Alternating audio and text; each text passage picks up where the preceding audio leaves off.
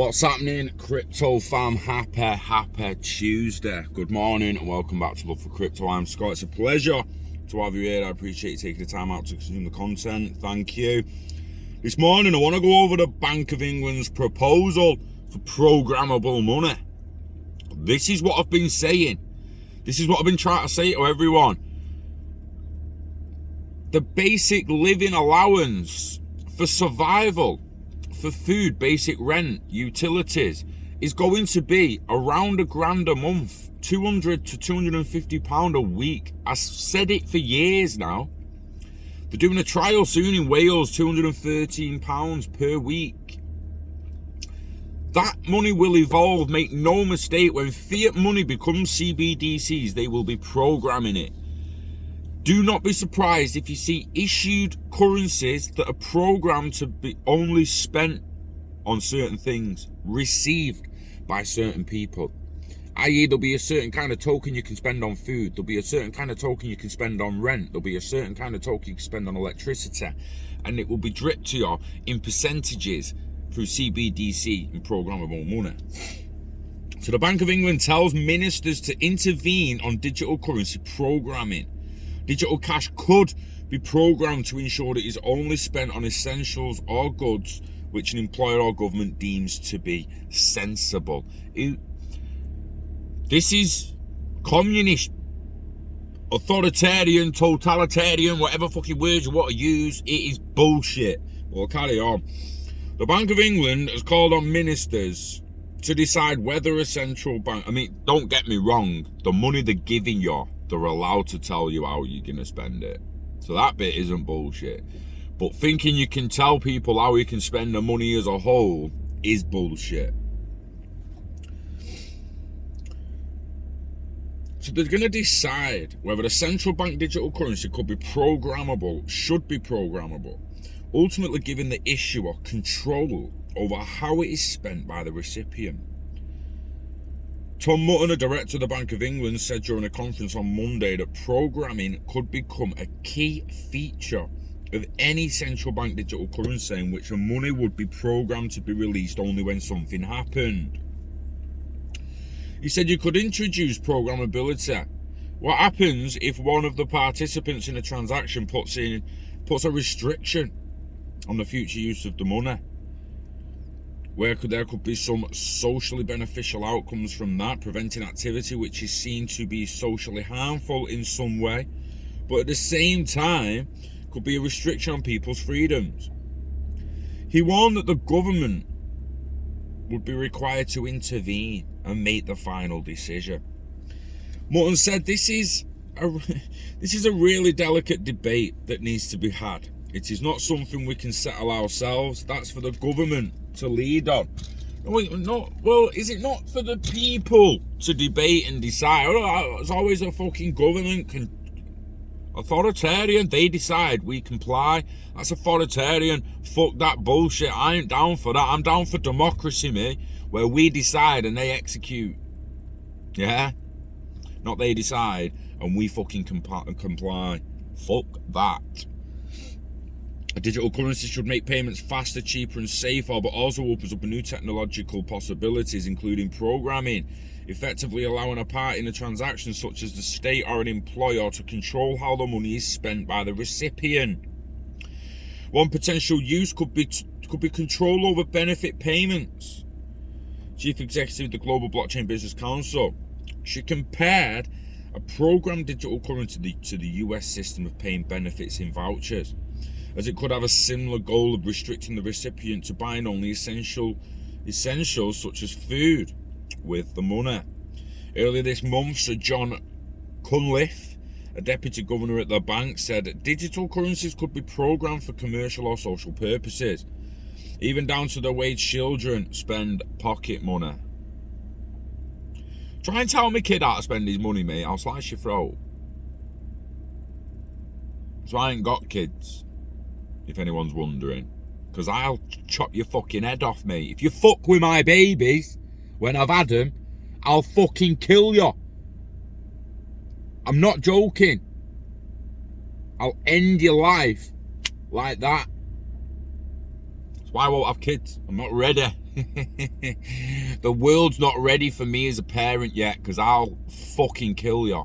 The school ain't ready for me as a parent. The hospital ain't ready for me as a parent. No fucker is ready for me as a parent. And the Bank of England think that they're going to start telling parents how the kids can spend their pocket money. No. Do you remember me saying that your kid can go into fucking Tesco and spend a fortnight NFT on a Mars bar if they want to? That's the fucking world I want. Not him to have to go and get this fucking special token so we can buy the Mars bar. Fuck that. Fuck you, Tesco. I'll get my Mars bar somewhere else. Dave, open your corner shop. I'll come and buy one off you. You could think of smart contracts in which the money would be programmed to be released only if something happened. You could think of giving your children pocket money, but programming the money so that it couldn't be used for sweets. There is a whole range of things that money could do. Programmable money, which we cannot do with the current technology. I might want me kid to go and buy some fucking sweets. It's a good thing in a way. It's a bad thing in another way. It's all perspective.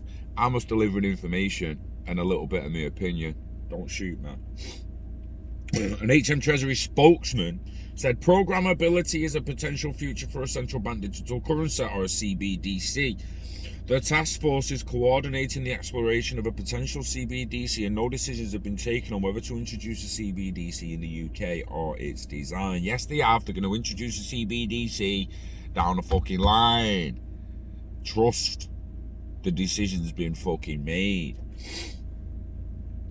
So programmable money, eh?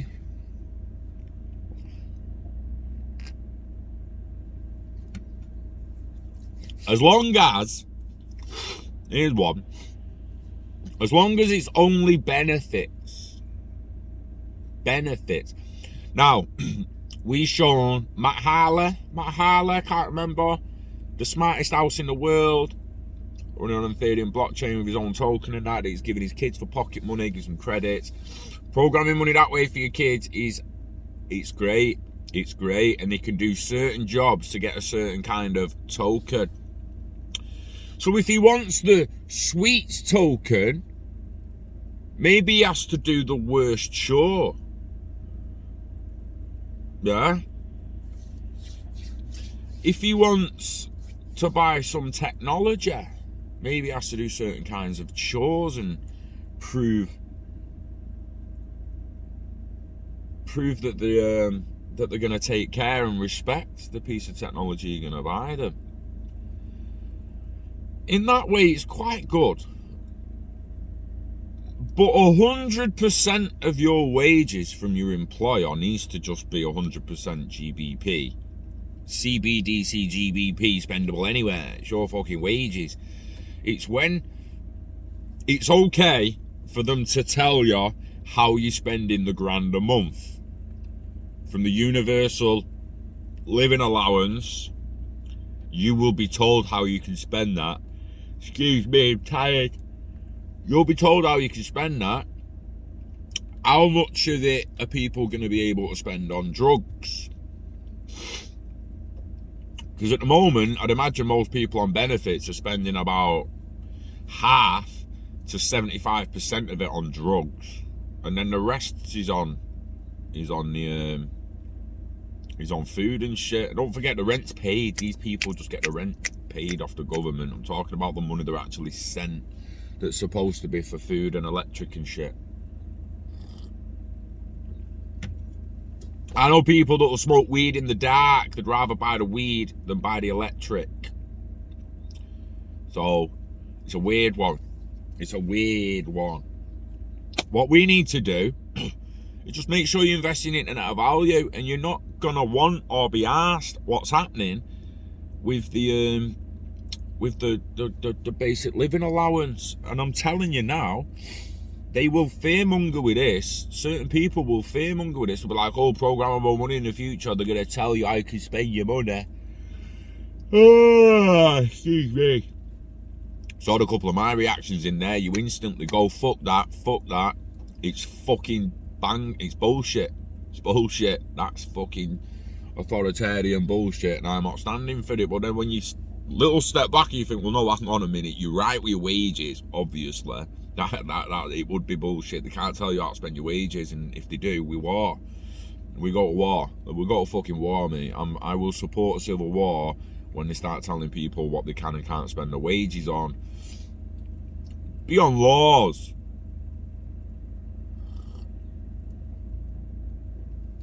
But the benefits, you're gonna be told what you can spend it on. You're gonna be like, yo, you've got this.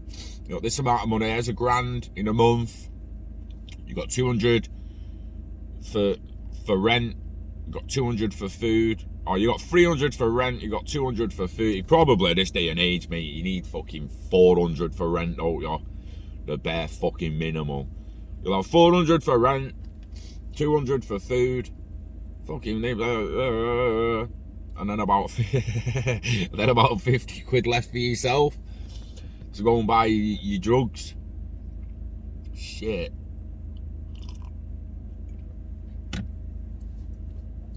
Now, there is a big discussion paper on this that I feel like we might at least read the overview tonight live. So if I get home early enough, I'm going to do that. I'm going to come live and I'm going to read through most of the discussion on the paper. So if you're about, tune in for that and we'll see what it says in depth rather than reading the article. We'll see what they actually say in the report about programmable money and if it goes any deeper. Other than that, I need to go and get my earbuds. I got the Plutus Zoom today, and if I don't remember my earbuds, I won't be able to listen in. Zoom's shit. It's shit on speaker, Zoom. And I need my earbuds for that. But yeah, guys, you know the dance. Invest in yourself. Invest in the internet of value. Live long and hodl it all. Get it staked. Feed the beast until the beast feeds you. That's the future now, innit? Hey, game's changed, mate. Game has changed. Feed that beast till it feeds you. Wishing health and happiness to you and yours. We love crypto. We're a bit meh on programmable money. But we love you. So take care of yourself. And I'll see you on the next one. Peace.